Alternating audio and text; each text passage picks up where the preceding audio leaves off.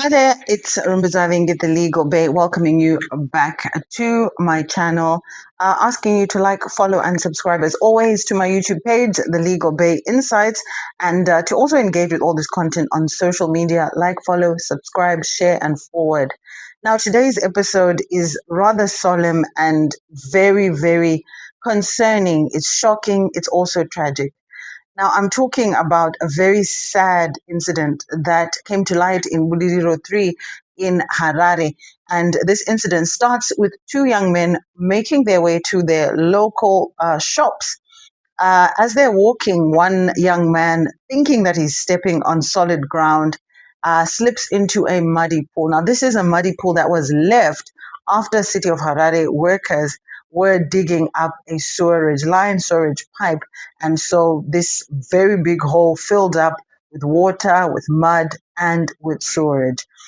So it is an area with no light, and this young man unfortunately thought that he was stepping on solid ground and fell into this pool.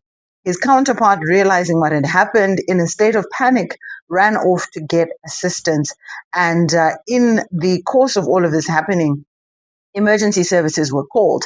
Emergency services come onto the scene, and one notable diver, nicknamed Captain Rambo, then went to work. He dived into the pool trying to retrieve the young man. But here's where it gets really strange.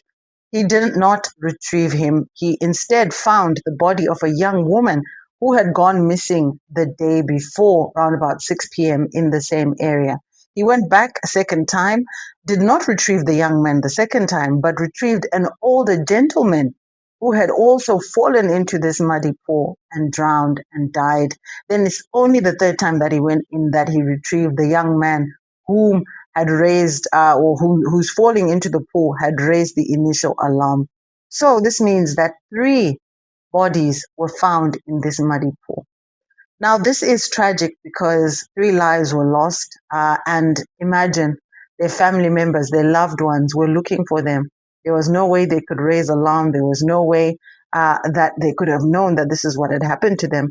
And as I said in the beginning, this muddy pool looked like solid ground. There was no markings, no cordoning off, no warnings, no light around this area. This older gentleman is yet to be identified, in fact.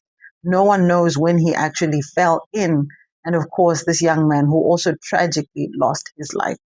So condolences, messages of sympathy go out to the families.